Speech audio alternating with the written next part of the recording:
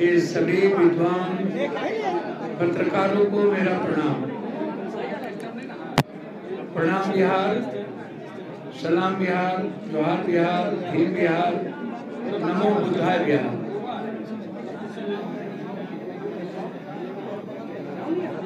मैं सबसे पहले यह बता दूं कि आज 2.5 महीने के लगभग चुनाव जीतने के बाद बिहार के सभी सीनियर साथियों की बैठक थी कि हमें इंडिया गठबंधन, खास तौर पर कांग्रेस की विचारधारा के साथ पैसेंस रखते हुए जो महाराष्ट्र, जम्मू कश्मीर, झारखंड और हरियाणा का जो चुनाव है नवंबर के पहले, हम लोग कांग्रेस के विचारधारा के साथ झारखंड में कांग्रेस और हेमंत जी के साथ हम लोग खड़े रहेंगे। देश में जो आज लड़ाई है और उसमें जो राहुल गांधी जी की भूमिका है, उसमें सबसे पहली लड़ाई है आरक्षण। एसटी एससी का creamy layer, Agniveer, examination, lateral, और 14 के बाद से लेकर अभी तक लगातार युवाओं के साथ खिलवाड़, उनके रोजगार के साथ, उनके नौकरी के साथ, ईबीसी, ओबीसी, एसटी एससी के आरक्षण के साथ। पहला, जब जम्मू कश्मीर पर सवाल उठाते हैं हमारे गृह मंत्री जी, तो मेरा पहला 5 सवाल। पहला सवाल है कि किसान मरने के बाद आपने क्या किया, आपके वादे क्या हुए। तीसरा सवाल है युवाओं के रोजगार को लेकर आप देश के युवाओं को आत्महत्या के लिए क्यों ले जा रहे हैं। चौथा सवाल है कि आरक्षण को नौकरी पेशा खत्म करके पीछे से वार करने की साजिश क्यों।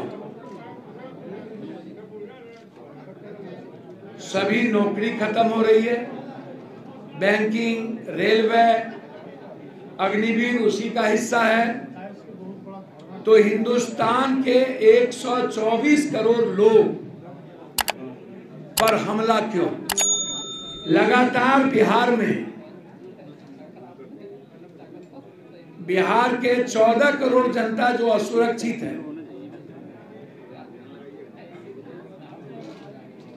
अपराध और बलात्कार जैसी घटना, लगातार पक्ष और विपक्ष दोनों मुख दर्शक,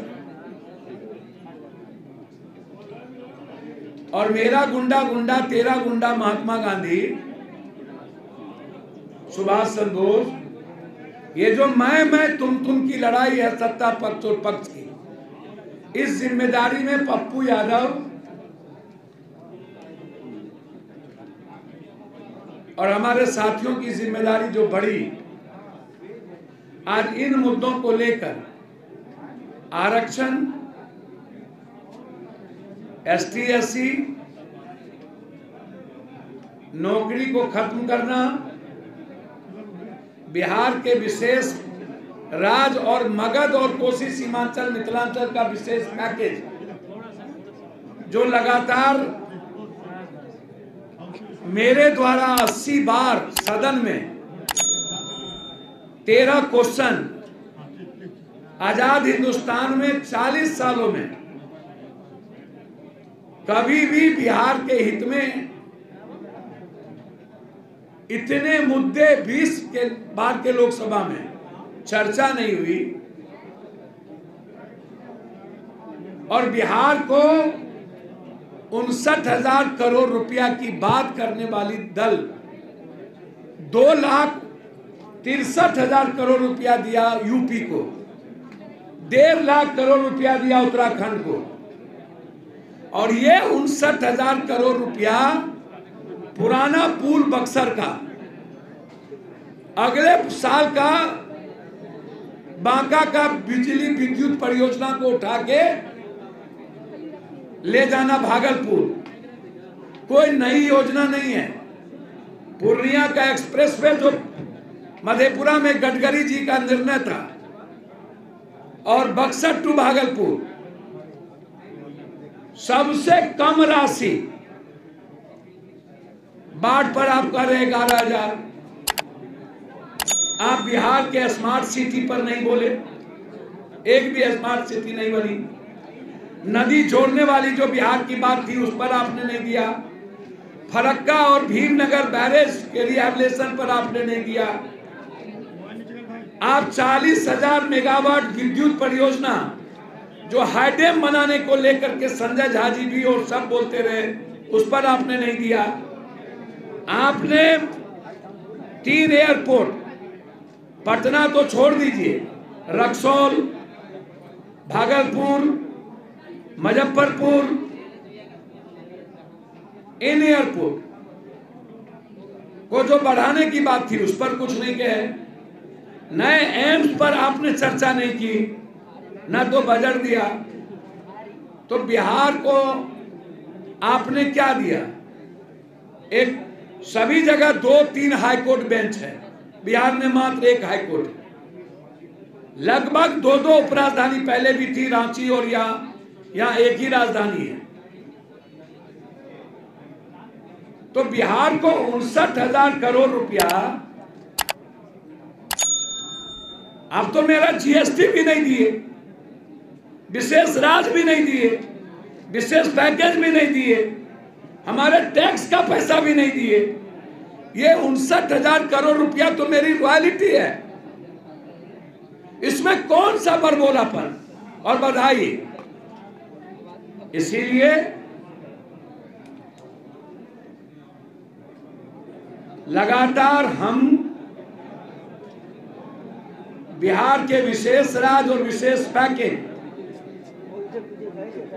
साथ साथ एसटी एससी क्रिमिनल और उसके आरक्षण को खत्म करने की साजिश, लेटरल एग्जामिनेशन को कानून को बनाकर लगातार ईबीसी ओबीसी और प्रतिभावान लड़कों को पर हमला, उद्योगपति पूंजीपति नेता और पदाधिकारी के बच्चों को लाने का एक माध्यम और सरकारी नौकरी पेशा खत्म करने की साजिश। और बिहार को इंफ्रास्ट्रक्चर बढ़ाने के लिए हम लोगों ने आज एक बैठक की जिसमें देश में जो नफरत की सिर्फ राजनीति और आरक्षण और एसटी एससी पर हमला जो है उसके खिलाफ इस बिहार में दुर्गा पूजा छठ के बाद एक बड़ी संघर्ष और लड़ाई प्रत्येक पंचायत हम निकलेंगे। ये जो आप ये नए कानून को देख रहे हैं, ये कानून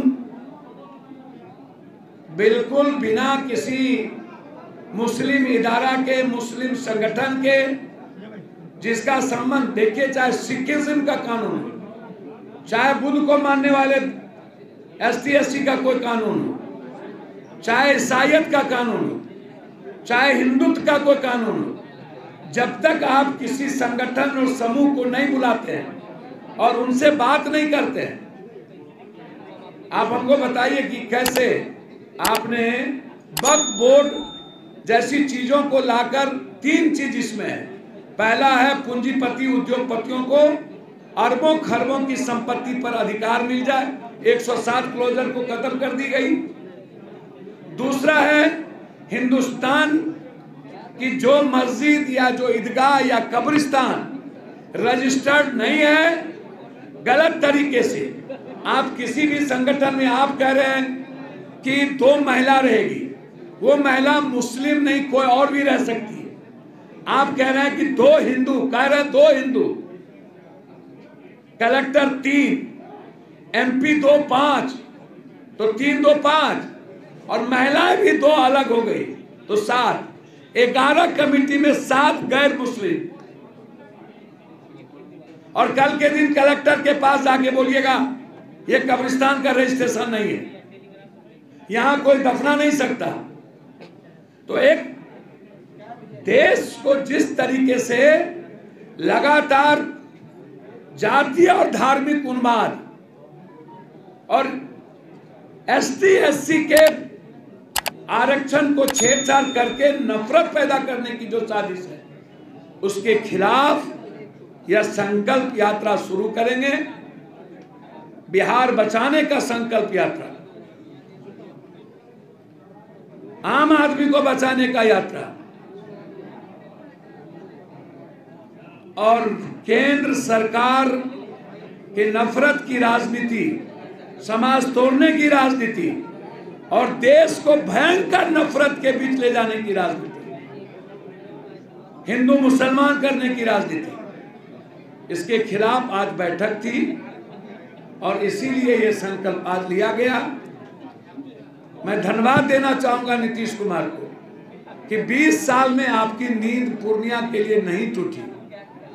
आज मेरे आग्रह पर और लगातार 5-7 बार सदन के भीतर Purnia expressway, Purnia rail, Purnia high court bench, Purnia airport के मुद्दों पर आप गए, निमंत्रण नहीं दिए, कोई बात नहीं। नीतीश जी कोई बात नहीं, आपका प्रोटोकॉल पप्पू यादव को नहीं बुलाया। जैसे सत्ता वाले के लिए जान जान और विपक्ष का जान सस्ती, इन्हें इनके MP लोगों को खतरा है, देश के सत्ता में रहने वालों के लिए खतरा है। और जो देश के माफियाओं के खिलाफ, सिस्टम के खिलाफ, मेडिकल IMA के खिलाफ, IMA हमें धमकी देता है। IMA की मैं इज्जत करता हूं, डॉक्टर को मैं सम्मान, गलत डॉक्टर गलत नर्सिंग होम को खत्म करना होगा और गलत तरीके का विरोध IMA को भी करना चाहिए। मैं हड़ताल के खिलाफ था और मैं किसी चीज के खिलाफ नहीं था। सुप्रीम कोर्ट के निर्णय के बावजूद आप हड़ताल खत्म नहीं किए। सुप्रीम कोर्ट ने 100 मोटो नोटिस लिया, CBI इंक्वायरी हो गई, तब भी आप हड़ताल में रहे। 18 जाने ले ली गई। डॉक्टर इस हत्या में इन्वॉल्व हैं, माफिया इन्वॉल्व हैं, इसमें बलात्कार घटना मरने के बाद भी। लेकिन आपको दलित का, गरीबों के बेटी का बलात्कार हुआ, उत्तराखंड में हुआ, वो नजर नहीं आया। सर में एक मुस्लिम संगठन नहीं था। बिहार और देश के जितने इदारे के उस मुस्लिम संगठन के थे, सभी लोगों ने कानून के तहत जो जो क्लोजर लाया गया गलत तरीके से, उसी को एक्सप्लेन किया जा रहा था, हम भी समझना था। इसीलिए इमारत शरिया, ताकि जो कमिटी बनी है उस कमिटी के लोगों को इस कॉपी दिया जा सके और अपनी बात जो कमिटी पार्लियामेंट्री बनी है उसमें रखकर कि हम किसी भी कीमत पर कोई ऐसी व्यवस्था ना लाएं जिससे देश की किसी भी धर्म, मजहब, जाति के विचारधारा, उसके अधिकार और धर्म के भावनाओं के खिलाफ हो। इसीलिए हम कहते हैं